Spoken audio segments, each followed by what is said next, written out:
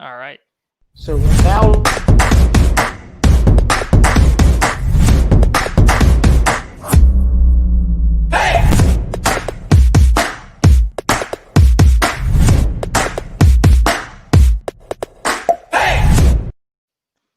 Hi, everyone. This is Arjun Rai, like Argentina without the Tina, founder and CEO at HelloWoofy.com. Today, I am really, really honored to bring on a special guest, one of the icons of advertising, Sir Martin Sorrell, who built, as you know, one of the largest holding companies of advertising so agencies. tell me, Arjun, who are the other ones? You said They one don't of who are they they? don't Come they on, don't they don't matter. confess. We could Who talk are about they? Who we are could they? talk about David Jones at Havas who stepped down. We could talk about other Who? people. Let's talk about you today. So I'm very All right. honored to bring you on our show, Content Masters. Our whole goal at Content Masters, as you know, is to help small businesses, small business marketers, small business agencies basically get ahead. And as you know, COVID has been impacting a lot of small businesses, a lot of the smaller agencies. So we're going to be talking to you a little bit about how you built an entirely new company They from the ground up. haven't. By the way, they haven't impacted smaller agencies yet. I think they've impacted them to some extent, but there's more Mm-hmm. to come. When the furloughs come off here in the UK, I mean, there is a new loan scheme which the Chancellor has put in, but the pain will be even greater, I'm afraid. So let's talk about reasons. On that cheerful note, Arjun. So let's talk about reasons to keep going no matter what age. As you know, I mean, I mean, as our audience knows, you've built a very successful company before. Why start Well, another I was company? involved. I was involved with two companies before. This is my third life. The first was Sarches, and then the second was WPP. So why keep going? What drives you every Why day? not? Let me ask you, why not? I mean, my eldest son said I will die in seat 1A. So no, I mean, well, what drives me? I like to keep occupied. I couldn't bear the thought of retiring or playing golf, old man's game. Mm, So no, I couldn't bear the idea of portfolio or doing a whole sort of smorgasbord of things. And mm, last but not least, I have a point to prove. It's a bit about my mother's genes. My mother was 90 when we buried her. You inherit your mother's genes, I think. So that's part of it. Secondly, I didn't want to retire and do this portfolio stuff. mm-hmm. And the third thing, and probably most importantly, I have a point to prove. Mm. So talk to me about some advice you have for, I like to say, marketeers, because if you take a look at the definition of a marketer versus a marketeer really Well, has to drive. what is the difference between So a so marketer and a marketer? marketer is someone who just basically markets a brand, a product, or service, a personality. A marketeer actually has to make money from doing it, and that's the definition that we can take a look at. If you take Well, a look at, don't they both have to do that? I fail to see the distinction, but maybe I'm just being no, let's ornery or finicky with you. I don't know, but I both actually at the end of the day have to survive mhm. and make money. I would have thought. But Well, anyway, go on. what would be your couple of pieces of advice for the smaller agencies, especially the small businesses? Maybe they're not an agency. And this is very high level. What would be your personal advice to companies that are looking to survive right now? Especially people are talking about restaurants. We're talking about coffee shops. We're also talking about 10-person agencies that are Well, looking for. if you're talking about small businesses, Mhm, say beyond agencies, mhm, using digital media, using the digital platforms is one of these. And one of the things I think that Google and Facebook and Amazon should underline, just like Jack Ma does at Alibaba continuously, mm, is that these platforms are the engine of small businesses, and the mm, small businesses are the engines of employment and growth. I mean, everybody focuses on the large companies and the employment they bring, but it's actually the small businesses that mhm, generate a lot of the growth and a lot of the employment. They are the engine. And I think Google and Facebook and Amazon missed a trick, actually. I think they're starting to do it now, but they missed a trick in terms of emphasizing their importance to regulators and to treasury secretaries and chancellors. As the regulators thought about putting on digital taxes, one of the things that I think the UK should do, by the way, as a result of Brexit, is should make the UK the home of Google, Facebook, and Amazon, not try and cast them out as pariahs. I think that's a big mistake. So the advice would be for small businesses to use digital media, because actually it's about brain, not brawn. The problem with you're referring to David Jones and Havas. The problem they have is they didn't have enough brawn. The holding company, the other holding companies, WPP included, had the brawn. Now you need brain. Now you need brain. So when you're buying media in a nanosecond, you need brain. So talk to me about keeping that mindset, the new mindset in mind that you're talking about, right? Globally, locally, at the same time. How has COVID, in your opinion, changed the workplace? And we're not just talking about real estate. We're not talking about WeWorks of the world, changing dramatically. How has the whole idea of remote working and working from home? WeWorks came before COVID. So in a way, in fact, funnily enough, although WeWorks has been a bit of a disaster, COVID-19 has underlined the importance of a flexible retail pattern like WeWorks, or Regis before it. They've named themselves to International Workplace Group or whatever they call themselves. But no, the way that COVID has altered things, our people, who tend to be on the younger side, but our people are demanding, I would say, 2, 3, or 4 days in the office, not 5 days in the office. They're demanding flexible work times, flexible commuting times, dispersed working, dispersed living. City centres may no longer be the best places to be. Well, they weren't before COVID. COVID has just accelerated those waves. So those are, I think, the way that things are changing. So much more flexible workplace. And I think companies as individuals, there's an eerie similarity between targeting marketing and one-to-one communication, and thinking about firms as a collection of individuals, not just one sort of amorphous block. There's a professor at the Harvard Business School, I forget his name, who has a wonderful presentation about working from home. He specializes on WFH, and his last slide is a collection of pictures of individuals, and saying you should think about the firm as being a collection of individuals, not a collection of people that you treat the same, but you're going to have to tailor your approach in a much more sophisticated way. So I think those are the basic changes. Do you feel that this is because of familial changes as well, structures in family between our generation, the millennials, between our parents' generation? What familial changes would you single out, Arjun? Are you thinking that, with working from home, taking care of your family is a lot easier? It's a lot more important for a millennial individual, maybe who was pushing off to having kids in their 30s. They're actually able to do a lot of the responsibilities that they have towards the home. Do you feel that COVID has really accelerated the ability to actually go back home and take care of the home plus the work at the same time? Well, I think it's varied, because obviously if you're a young person who doesn't have the resources, that's why COVID was so vicious. People said it affected everybody, but it affected people differently. The disadvantaged and the less resourced were affected more. But if you're a young person living at home, obviously it's very difficult. Sure. If you're living on your own, it's very difficult. If you're living in a couple with very limited resources, it's difficult. If you're living in limited resources with kids, it's very difficult. So no, I wouldn't say that in particular. But what's interesting about COVID is it's driven people back to trying to balance things more effectively between family and work. And me, for example, I'm not getting into a hotel at 11 o'clock at night and waking up at 4 o'clock in the morning with transatlantic or whatever time zone phone calls. So it's been, I was going to say more relaxed.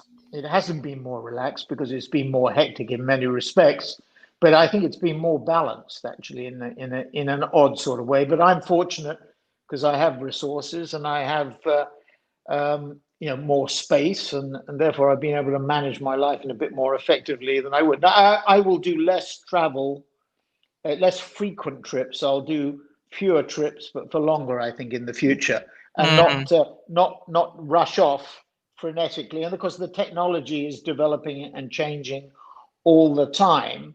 So we tend to think or people tend to think of technology as being static.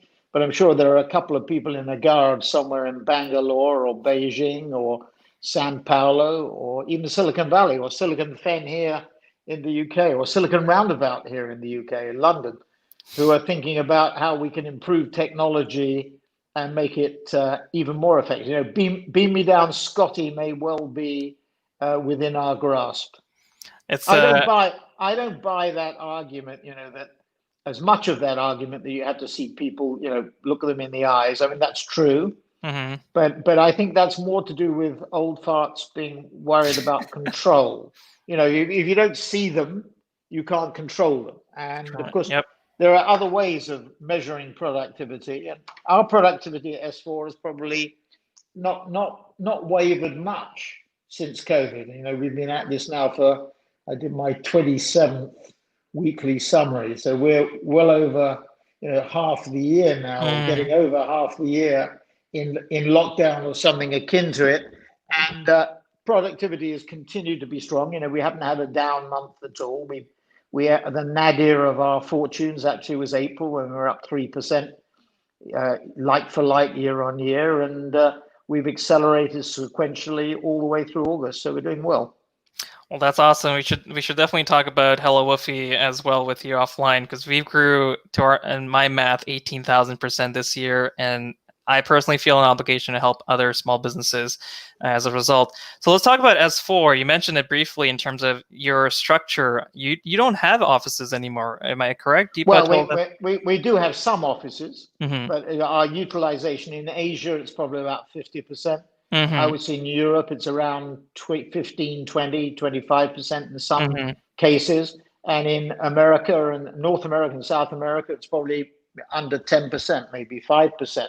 So utilization sort of follows the wave that you saw of COVID, starting in China and all the way through the world. So it follows that pattern. Obviously in India, where in Mumbai, for example, where we have offices, there's a sort of second surge, or maybe an elongation of the first surge. It's not pretty at all. South America is not good in many countries, and of course, North America is there's a bit of a resurgence there as well. So you have to monitor it very, very carefully. But basically, we still have some offices, but we've consolidated. And in fact, the integration, our unitary structure, we have 4 principles. We're purely digital. Secondly, we have this holy trinity model of first-party data driving the creation of digital content and pumping it out programmatically or algorithmically. Thirdly, our tagline is faster, better, cheaper. Faster about agility, better about understanding 20 or so companies in the technology ecosystem, and finally, efficiency. And our 4th principle is a unitary structure. So in every city in which we operate, we're now operating in about 43 cities, I think it is, 46 Congratulations. cities. That's awesome. Well, it's not bad for 2 years, but in those cities, we're now moving to one office and with a reduced footprint.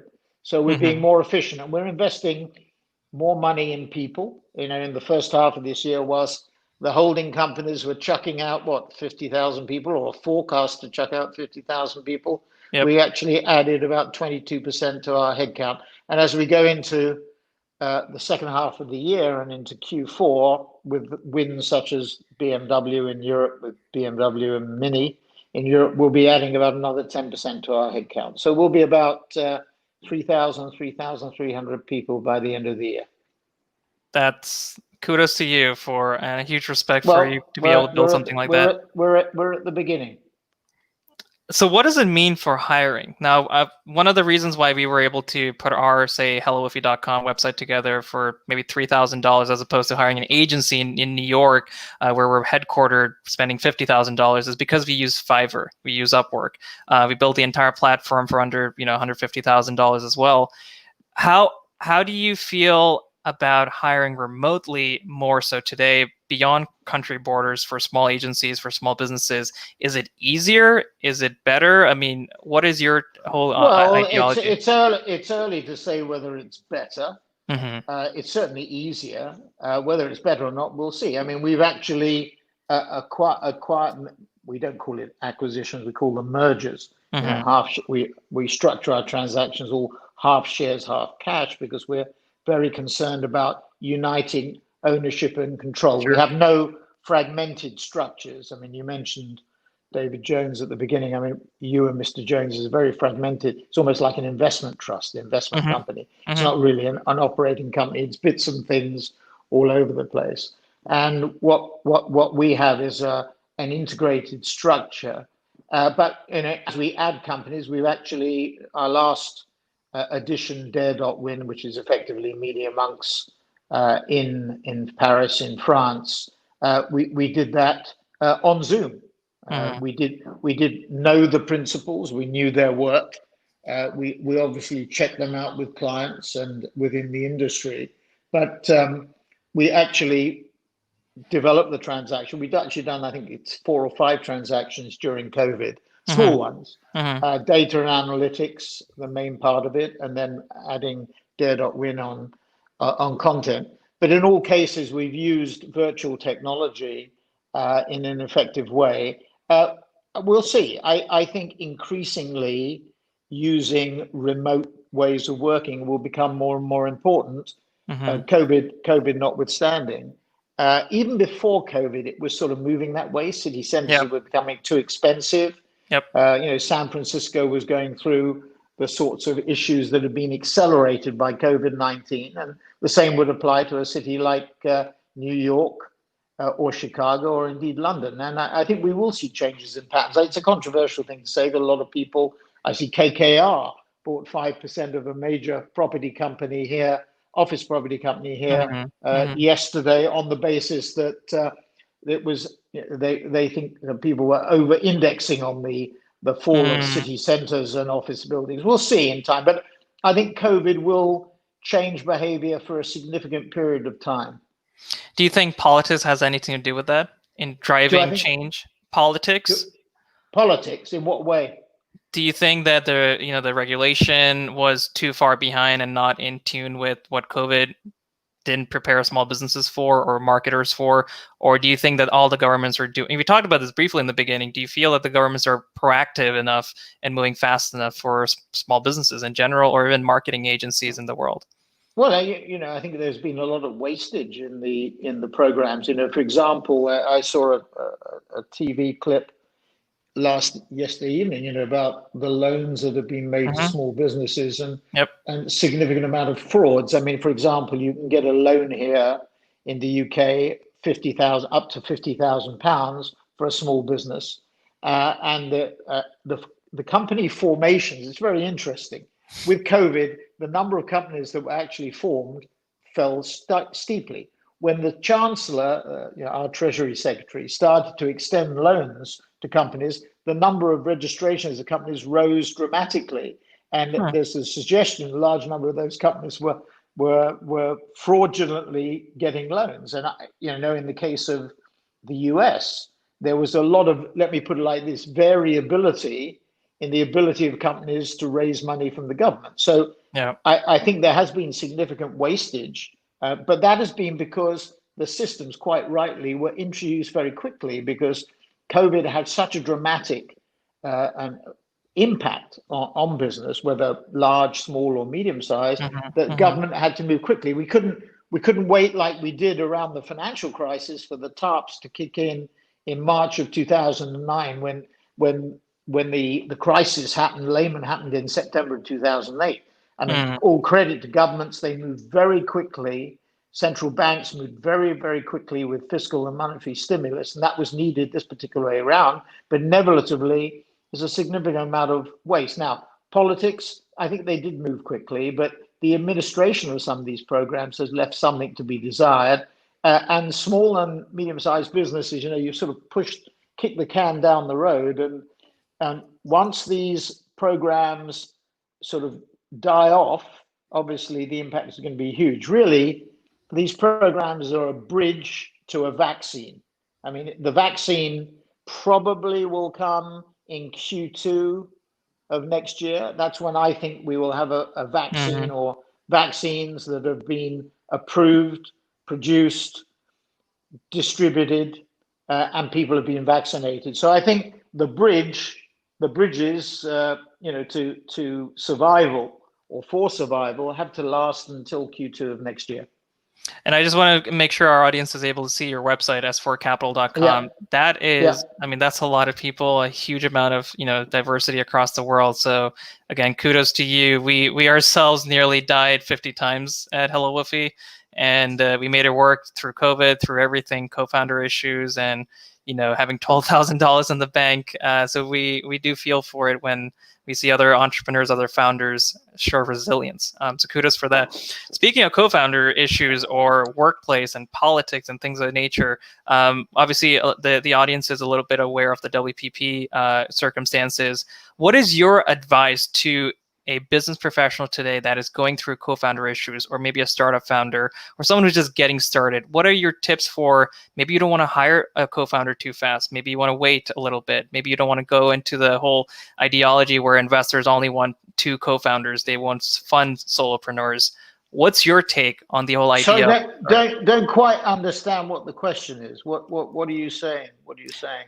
What is your take on co-founders, working with co-founders, building a business together, maybe not working with? Well, I think I'd put it slightly differently. I think the problems start when you have a separation of ownership and control. So I think, I remember Jorge Lehmann, who founded and developed with his colleagues 3G, saying at a conference I was at, it was on corporate governance of all things. And I asked him whether he believed in corporate governance and what he thought about corporate governance. He said he didn't believe in it. He believed in making sure that management had ownership. That's the critical issue. The big issues inside the holding companies, I think, rests, let's look at WPP. Nobody on the board has any significant holding in the company. So they naturally are going to regard their position as a job. I think it's much more than a job. Founders, there are people who found companies, develop them. There are certain qualities for that. And there are people who run them, run companies, and there's certain qualities of that. And it's rare that you find both sets of qualities in one person. It's difficult because they're different qualities. Some people, they start and go off. Some people like to start and continue, or just manage. But I think the critical issue when you talk about co-founders or founders is that people, when they leave home in the morning, they have to have their heart in their mouth. In other words, they have to have something at stake. That's critically important.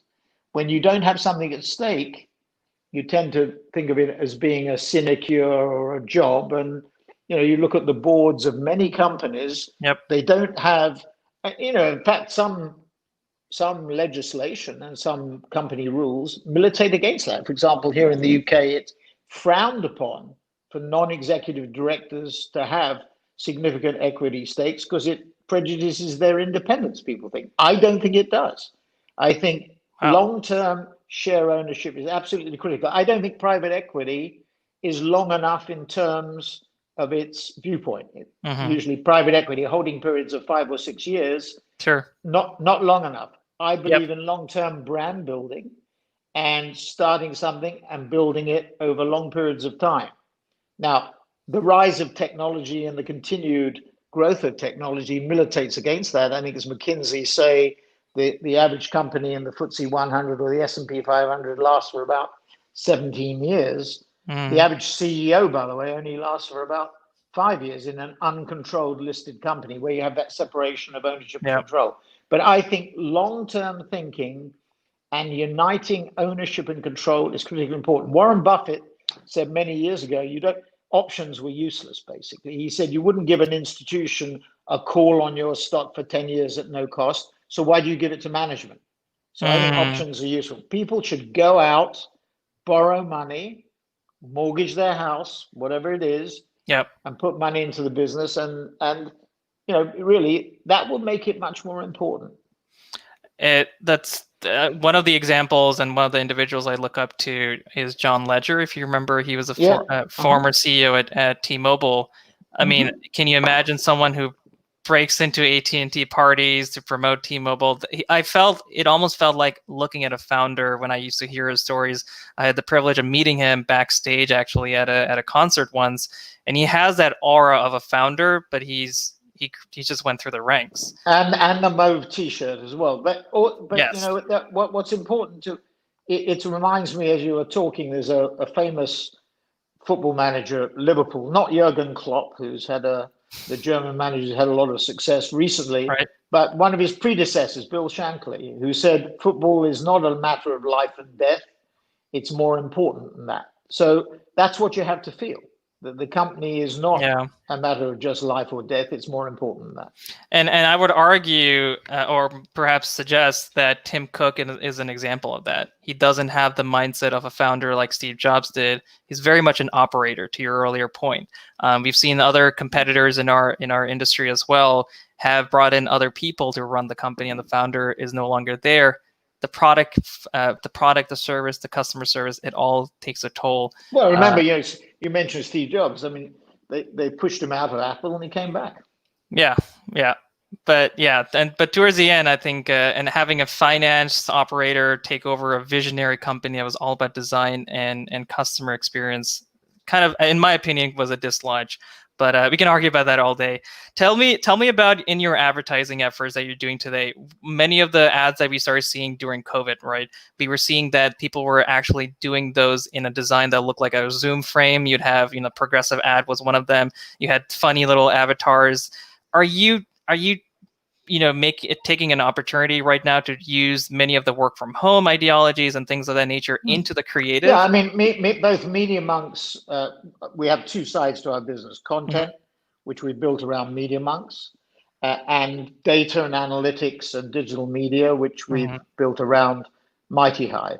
And certainly in the former case, and in a funny way, not in a funny way, in a way, on the media side, we're also doing it. We're using technology in a very advanced way on data analytics and programmatic, but we're also using technology in all the most advanced ways on the content side. So, for example, when COVID really hit in the last couple of weeks in March, when everybody was panicking, we saw enormous increases in animation, enormous increases in robotic photography. We joked when we acquired a company called, the assets of a company called Caramel Pictures in Holland last year in Amsterdam.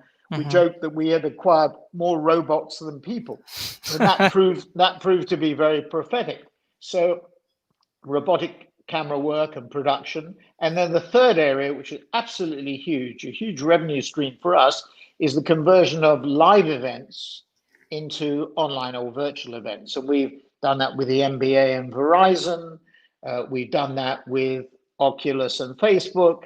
We've done that with Google and Dreamforce and Salesforce. So we're working with large numbers of, and people forget that tech companies produce increasingly sell their products, their licenses through live events, and they're having to do that virtually. And of course, coming back to what I said about the vaccine, it is unlikely that we'll be back in any way, significant way, in the office until the middle of next year, until we have a vaccine. And I'm really happy that a lot of the marketers and creatives are taking those into the creative ideology, right? They're like, for example, this is the ad I was talking about, the progressive ad. It doesn't make you feel like you're watching advertisement that was from a different world, different time period. It's very much being sympathetic, empathetic to the times, and actually making it seem like a norm. And at the end of the day, this will be a silver lining to something. But I think it was absolutely critical, the difference with the holding companies, for example, who continue to be dominated by their traditional legacy businesses. Companies such as Mighty Hive in the media area and Media Monks in the content area are using technology in advanced ways and are adapting extremely quickly. I mean, speed, agility. Remember, faster, better, cheaper. Faster is about agility. That is the key corporate attribute not just for technology companies, but for analog companies too.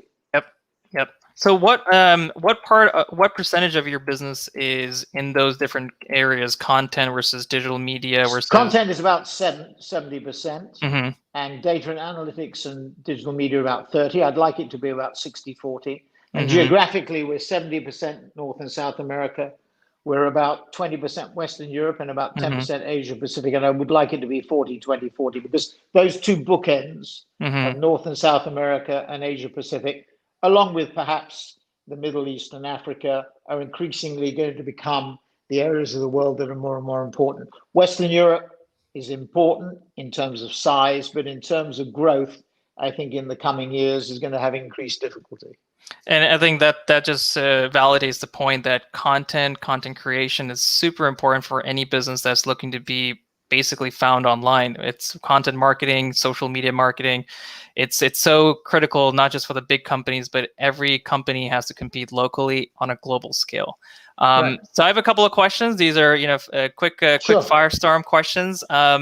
What is your favorite song and why? Well, it's Chet Baker and Jerry Mulligan playing in Paris. I think Baker died when he was, 29, I think.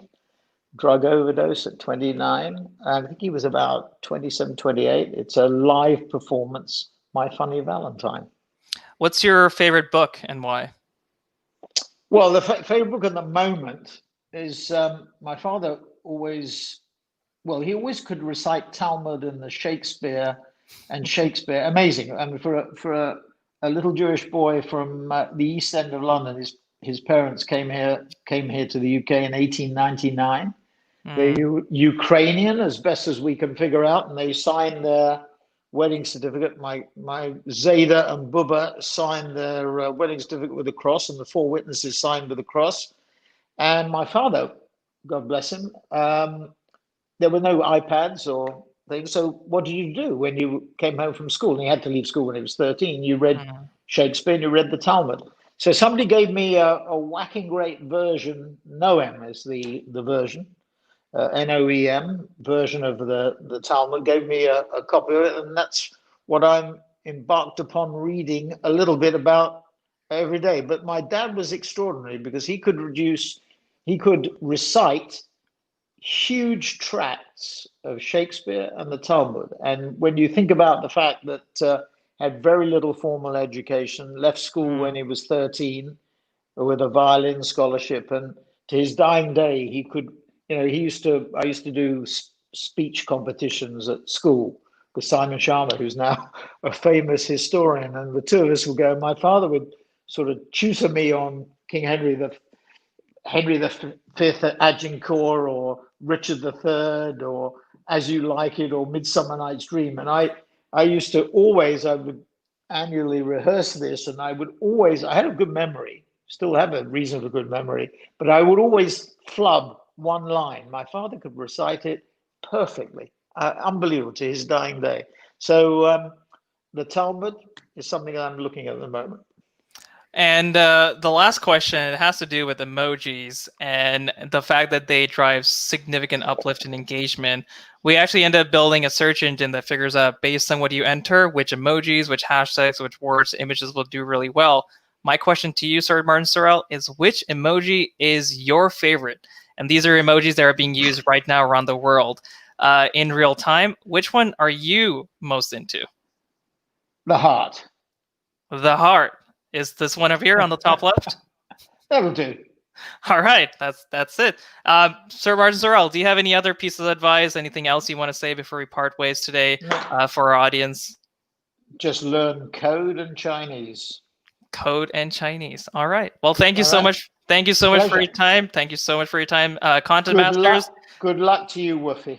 Thank you, Content Masters. This was such a privilege and honor to have Sir Martin Sorrell on our show today. Again, if you need any help from small businesses, if you want to talk to small businesses, marketers, you know where to go, HelloWoofy.com. But again, Sir Martin Sorrell, thank you so much, founder and chairman at S4 Capital. Thank you very much, Woofy.